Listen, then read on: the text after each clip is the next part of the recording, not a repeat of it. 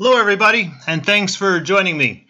I was speaking with a prospective investment client last week, and he didn't understand the concept of average returns and actual returns and the importance of avoiding losses. So if you give me 5 minutes, I'll go through this concept with you, and maybe it'll shed some light for yourself as well. Math does not equal money. Many investments tout their average returns, and those returns are mathematically correct, but you can't spend every dime of them. So let's look at an example of average returns versus actual returns. So let's say we started year one with $100,000 and we added 100% to our return that year. Great year. And we ended up with $200,000, and that's where we start year two.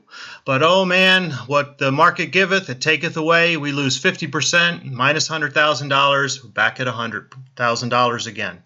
That's where we start year three. We're goodness gracious. We earned 100% again, and we're back up to 200,000. And in our last year, that's where we start, and you know what's going to happen. We lose 50% again, and we're down to $100,000. So we started with $100,000. 4 years later, we ended with $100,000, and everybody on the planet knows our actual return on investment, ROI, is zero. Let's look at average rate of return. Well, everyone also knows how to compute an average. You add up all the numbers and divide up that by the number of numbers. So we had 100 and 100, that's 200. Take away 50, that's 150. Take away 50 again, that's 100. Divide it by the number of years is 4. Our average rate of return is 25%. This is math. This is money. Math does not equal money.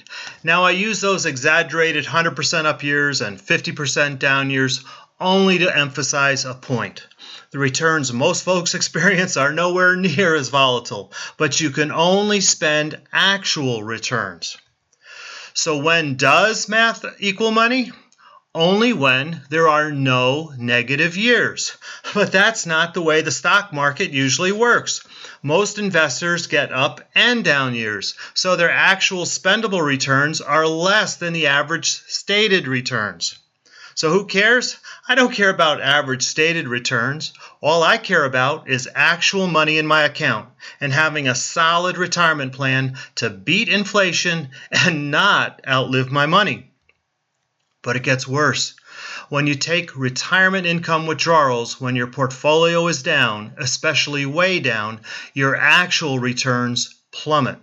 Taking income withdrawals during a declining market can be disastrous. Think 2000, 2001, 2002, and 2008. And when is the next market drop coming? Eliminating or dramatically reducing your portfolio losses is vital, especially when taking retirement income withdrawals. Avoiding most of the losses. Our third-party private wealth managers have done a great job of avoiding the losses over the last 15 years or so. In fact, 2 of them have never had a losing year, going back to 1992 and 1998 respectively.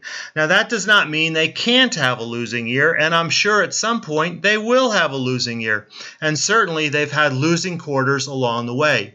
But so far, after all fees and expenses, going back 15 or 20 years, they haven't had a negative calendar loss.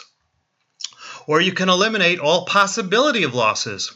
With select guaranteed insurance products, you never experience a negative or losing year along with many other attractive financial benefits. So which type of investment is best for income? Well, everyone's situation, goals, tolerance for risk, and other factors are different. There is no right answer. In fact, most of my clients use a combination of both lower risk and no risk guaranteed financial products to predictably meet their retirement income and legacy goals. So averages can lie. When you have negative returns, math does not equal money. Well, I hope you enjoyed this quick webinar. If you like it, I'll do more of these short webinars. And if you haven't looked at my new website yet, check it out, smartfinancialplanning.com. Y'all have a great day.